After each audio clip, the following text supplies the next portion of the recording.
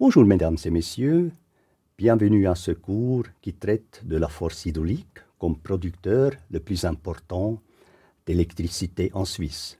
Nous avons vu dans la première partie que la production hydroélectrique suisse est actuellement fortement défavorisée sur le marché en Europe. Pour renforcer la compétitivité de l'hydroélectricité suisse et ainsi satisfaire la demande future, il est primordial de flexibiliser la production de nos centrales. Cela implique de concentrer la production sur les heures de pointe de la demande en augmentant la puissance installée dans nos centrales et surtout de renforcer les possibilités de stockage par l'agrandissement des retenues en rehaussant certains de nos barrages. Nous discuterons par ailleurs de la sécurité des barrages, notamment par rapport aux dangers naturels, comme les crues et les tremblements de terre. Nous verrons ensuite les synergies qui peuvent être créées en concevant des nouveaux aménagements hydrauliques à but multiple. Finalement, nous jetterons un coup d'œil sur l'avenir et l'exploitation des nouveaux lacs glaciaires qui naissent au fur et à mesure du retrait des glaciers. Comment peut-on renforcer la compétitivité de l'énergie hydraulique suisse? Nous avons vu que le potentiel d'augmentation de la production annuelle est faible. À part de la construction de quelques nouvelles grandes centrales, il s'agit surtout de profiter de l'extension d'aménagements existants et de développer la petite hydraulique sur des rivières importantes et déjà utilisées.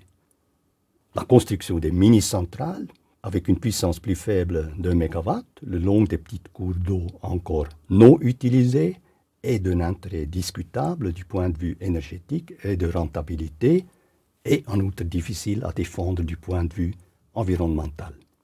L'enjeu est avant tout de flexibiliser la production des aménagements existants et d'augmenter la production en hiver, ce qui est primordial pour la sécurité d'approvisionnement du pays.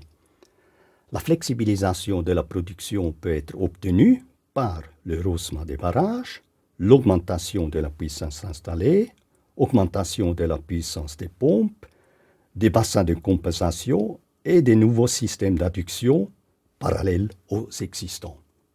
Prenons le cas de rehaussement de barrages existants. Plusieurs rehaussements de barrages ont été déjà réalisés, comme les barrages voûtes de Montvoisin et Luzone dans les années 90. Avec des rehaussements faibles, c'est-à-dire moins de 10% de la hauteur initiale, un volume supplémentaire de 700 millions de mètres cubes pourrait être créé avec une vingtaine de projets réalisables à l'avenir. La production en hiver pourrait ainsi être augmentée de plus de 2 TWh, ce qui correspond à plus de 10% de la production actuelle en hiver. L'augmentation des volumes des retenues est d'une grande importance pour un approvisionnement sûr et indépendant à l'avenir pour une position clé de la Suisse dans le marché d'électricité en Europe. Un projet récemment réalisé est le rehaussement du barrage de Vieux-Mousson par 21,5 mètres qui sert comme bassin supérieur pour le nouveau aménagement pompage-turbinage de Nantes-de-Trans. Ces séquences à accélérer montrent tout d'abord la démolition d'une partie du barrage existant avant de le rehausser avec du nouveau béton.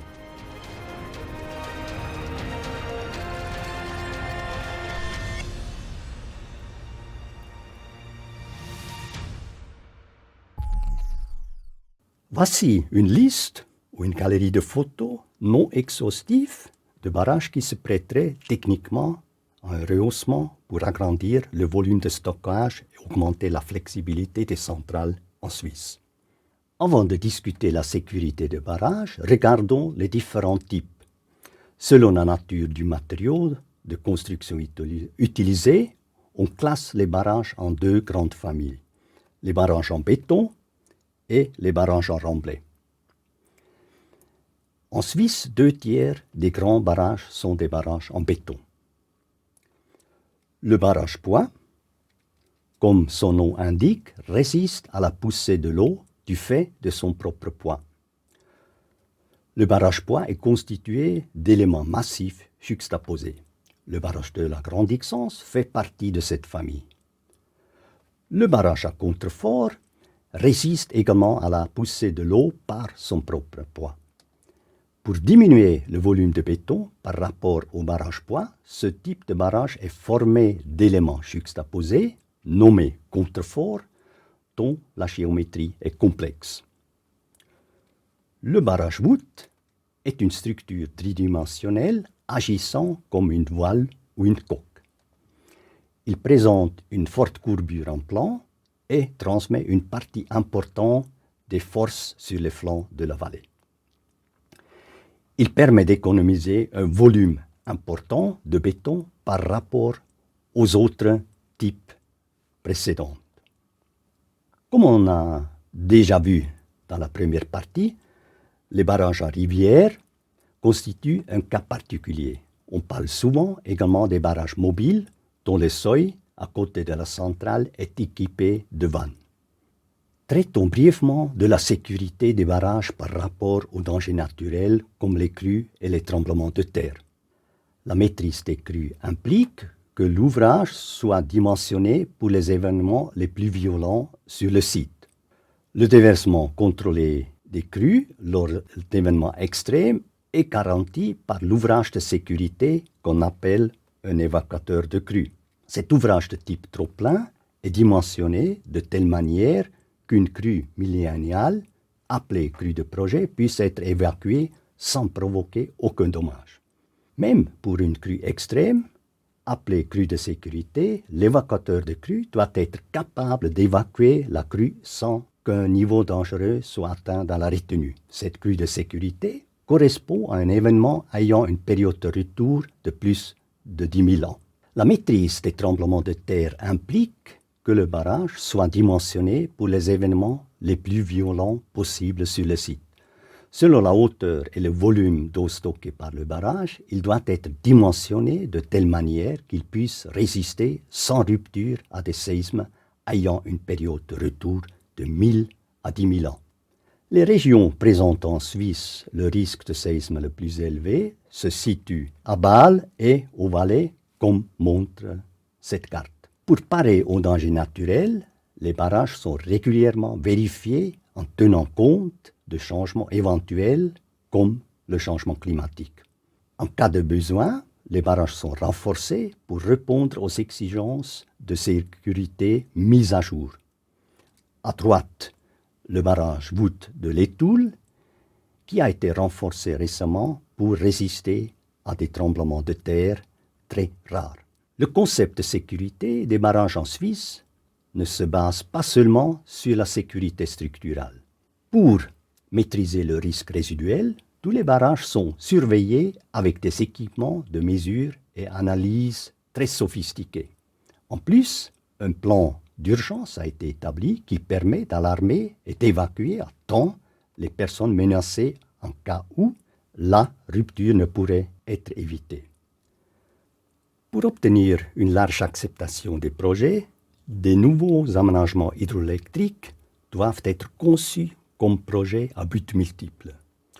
L'objectif de tels projets est de créer une situation win-win en satisfaisant à la fois les besoins de la production d'énergie renouvelable et des objectifs comme la protection contre les crues, la renaturalisation des cours d'eau, la création de nouveaux biotopes et de nouvelles zones de détente, ainsi que l'amélioration de la situation actuelle du régime de la rivière. Un tel projet implanté sur le Rhône, comme vous voyez ici sur la photo, a été analysé dans le cadre d'un projet de recherche de l'EPFL selon une approche globale utilisant des théories de systèmes complexes. Ce projet à but multiple englobe un barrage en rivière qui crée un lac artificiel ayant une surface de 1 km² pour un volume de 7,6 millions de mètres cubes.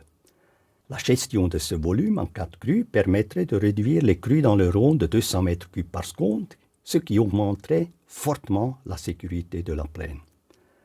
En plus, le marnage dans le Rhône, dû au turbinage des centrales d'accumulation, qui perturbe fortement la vie aquatique, pourrait être éliminé par un léger stockage de 0,7 mètres le jour et le déstockage de cette retenue la nuit.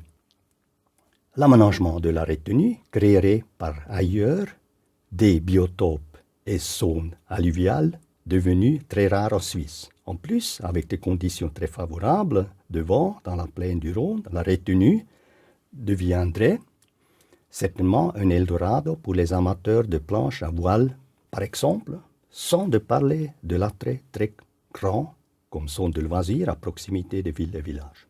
Finalement, le barrage à rivière serait combiné avec une centrale hydroélectrique qui pourrait produire plus que 42 gigawattheures par année d'une manière fiable, correspond à la production, par ailleurs très volatile, de plus de 8 grandes éoliennes. Faisons un court tour de vol sur cet aménagement envisageable. On voit ici à gauche le barrage à rivière, maintenant la centrale, entre les deux un îlot sur lequel est implantée une rivière de contournement qui permet la migration des poissons vers l'amont et vers l'aval. Ici de nouveau barrage à rivière, une vue sur les zones alluviales qui pourraient être inondées en cas de crue importante. Maintenant, on va s'approcher au centre sportif, terrain de foot, le restaurant avec la vue sur la plage, la partie de la retenue réservée pour la détente et la partie en bas de la retenue plutôt réservée comme zone naturelle. Avant de terminer, abordons brièvement quel pourrait être le potentiel des nouveaux lacs glaciaires qui se formeront au fur et à mesure du retrait des glaciers. Ces lacs peuvent devenir très dangereux puisqu'il existe le risque qu'ils débordent sur les moraines et s'évitent d'une manière non contrôlée. Ces lacs doivent donc être sécurisés par des barrages qui, évidemment, peuvent être exploités en tant qu'aménagement hydroélectrique.